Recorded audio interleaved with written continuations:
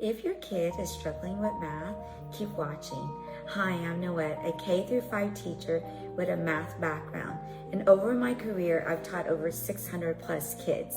The strategies I'm about to share with you, these strategies help my struggling students to finally get it. And honestly, I wish I would have known these strategies sooner because they work better at home than in my classroom. You can use these strategies right now at your dining table, at the grocery store, and even in the car. Just real